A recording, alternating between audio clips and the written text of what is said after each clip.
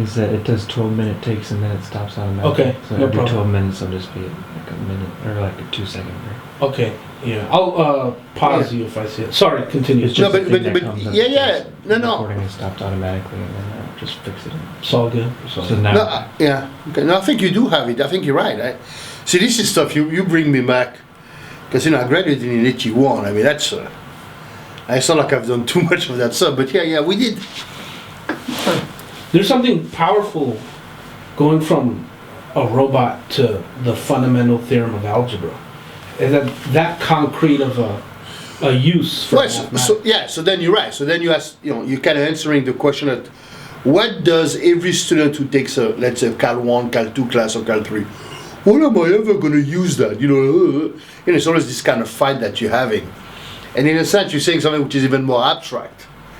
The fundamental theorem of algebra, which is really, like I said, the fact that complex polynomial of degree n have n roots. I mean, that's really kind of a powerful thing. And if you take any kind of basics complex analysis class, you get to the fundamental theorem of algebra pretty quickly. I mean, it's a cute proof. I forgot what the proof goes, but it's a pretty cute little one. But you're right. It's kind of a deep thing, but I think it has to do exactly with the pole and residue. It is the fact that you can completely factor the polynomial. You can completely calculate the poles and the residue. See, that's really what the argument is. The argument is that they could be found. I mean, you might have to take 100 years to find them, but you kind of have a tool to get there. Mm-hmm. And I think, look, I don't know much about things, but there's some very abstract mathematics that nobody thought we were going to use, and ultimately they used. Yes. The classic example is NSA, spying agency who uses serious abstract algebra to do coding and decoding. So we're talking about the most abstract kind of thing, and it's used in kind of, real day. Yeah. So that's kind of cool. I mean, and of course people would have said 100 years ago, no, we're not going to have any usage for that thing. But you never know. Yeah. It's when you see it enough times, abstract math eventually finding a purpose in the real physical world. You see it enough times, it has its it puts that effect on you, and it hits you that how powerful math is. Yeah. I never thought about it that way, because like I said, I'm more of a pure kind of guy, so in the sense that for me, I just do it for the fun of it. You do understand? I'm kind of learning certain analysis stuff. I'm like, it's kind of cool. But it's true. I don't have the vision to put it some. Do you understand? And you're right. If you can do that, and you seem that that's the kind of stuff you like. That's kind of cool. You should work on this. I like all of math, but I'm in an attempt to reach out to the public. It's going the concrete route. The practical route seems to be the most effective way to reach out. So you mean it was in terms of what? Actually building a robot or something? Actually showing them something? Or showing them. You see this thing I use? Physics. Yeah, I use mathematics and I use this to be able to do this. Okay. The pure math, the very theoretical aspects, I enjoy just as much, but that's hard to convey to the public. Absolutely. To high school kids. You're absolutely right. So part of the motivation for this I'm kind of disappointed in current math marketing. The way math is marketed to young people. First of all, it's not marketed at all for the most part. And when they do it, it's very corny, tacky. But see, I never went to high school here, so I don't. Yeah. Like I said, I went to the French school, so I don't know how. Yeah. I mean, my two daughters did went to a high school called Blair. Yeah. Blair High School in Silver Spring, because we live half a block from Blair, so, You've heard of Blair High School? Yes. Yeah. Yes. We went to Northwest High School. Yeah, that's why. I don't know if you've heard of it. I think I've heard of it though, even though he kind of. Because he told me about Seneca Valley, that one I knew more. Yeah, it's. Well, if I talk, like while he's talking, is it possible to edit that out or not? Is that just too hard, right? Yeah, but it's fine. I mean, people talk over each other. Why don't you want to talk? You can talk. No, I just want to. I don't want to hear my voice in these recordings. I just want to hear you. You know?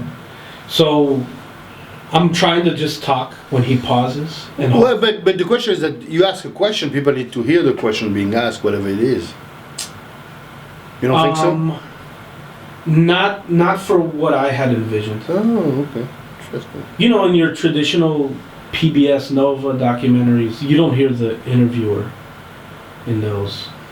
No, sometimes you do hear the question, though. You do hear the question being asked. Sometimes. Because otherwise they can say, why is it, you know, I mean, you just have me coming out of the blue and talking about robots or whatever. What is he smoking to kind of do this kind of stuff? You know, you want to have an idea of, but you're right, yeah, I mean. I think you mean sometimes people answer a question that makes it clear what the question was. Like if you were to ask where were you born and raised, you could say I was born and raised. Yeah, so it's clear what the question was. Sometimes it is, but sometimes it's a little bit less clear if it's you commenting on you asking us a follow-up question to something that you said. And if I wanted to tell the audience what the question was, I'll have some kind of... You can write it down to you. I agree. Yeah, you can do that, you're right, but... I'll have something there. By the way, where were you born and raised? Well, I was actually, it's true, I've got a weird history, so seriously weird. I was actually born in Haiti. I'm a Haitian guy. But before the age of 1, I was already living in Morocco. And I was raised in Morocco. Your parents are from where? Haiti. We're from Haiti, Haitian. Port-au-Prince? Yeah, that's where I was born, yeah. That's where they're from, yeah. So I was born in Port-au-Prince, but, you know, by 1 year old I was already in Morocco, and until I was 16 years old.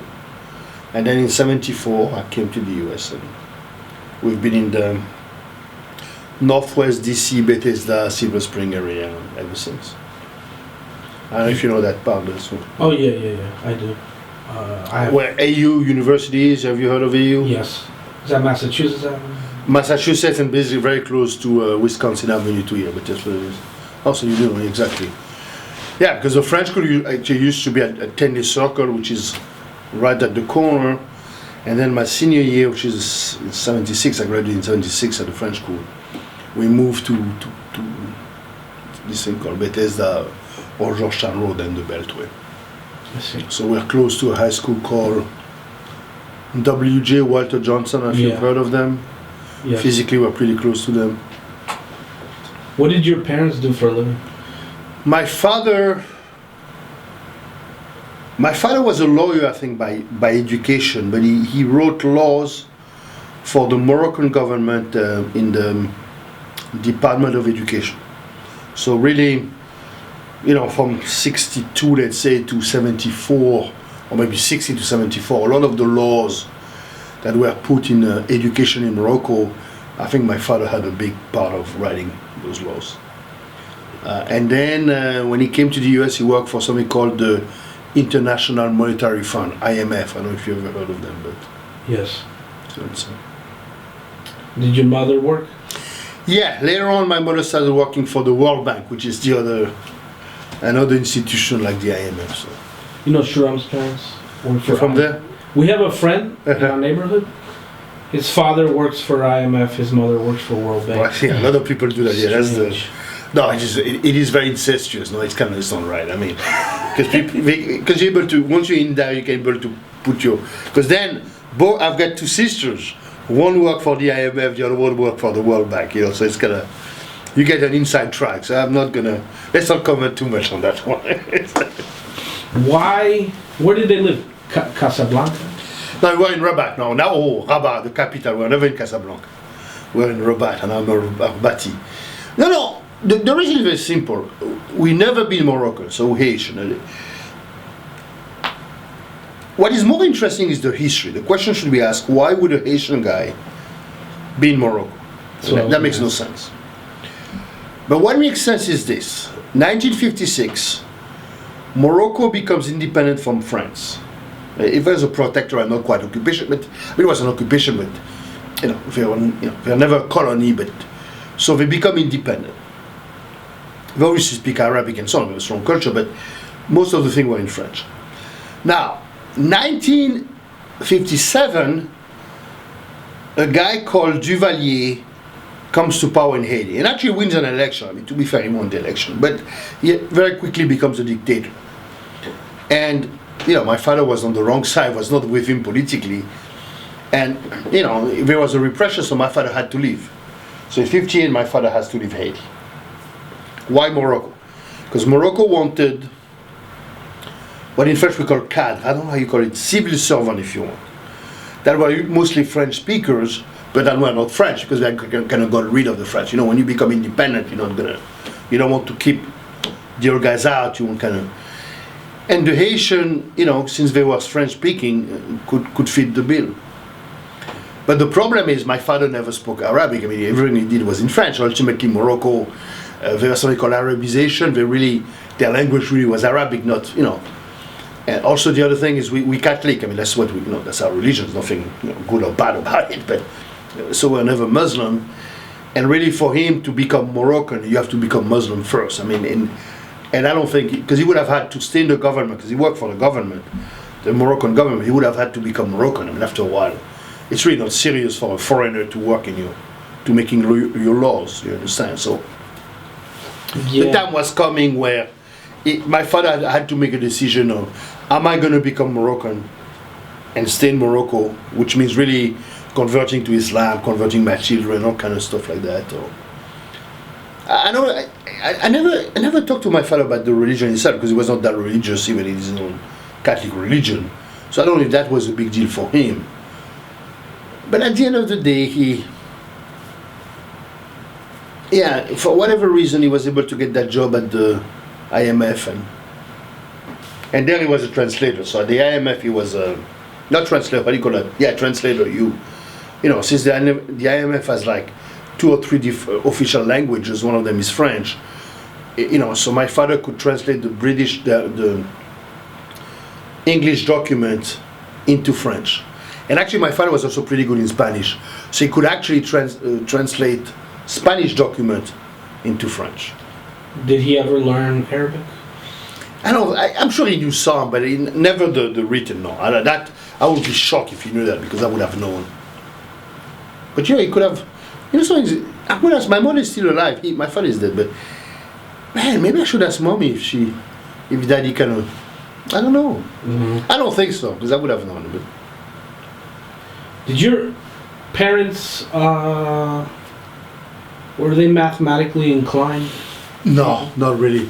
My father was, I think, pretty okay, but because my father later on, when he was in Morocco, he got what we call a DES, a Degré d'études supérieures, or DEA, Degré d'études approfondies, which is what in the US you will call, it's above the masters, you will call, when you're admitted to candidacy, because after the DEA, all that's left is writing a thesis to get the PhD. And he got a DEA in economy. And there, actually, I was surprised, because later on, when I started doing my PhD and stuff like that, he knew a fair amount of mathematics, it's true. Because I was talking about some stat stuff, and he's like, oh yeah, when I was doing my DEA, we had to, like, whoa, you knew all of that.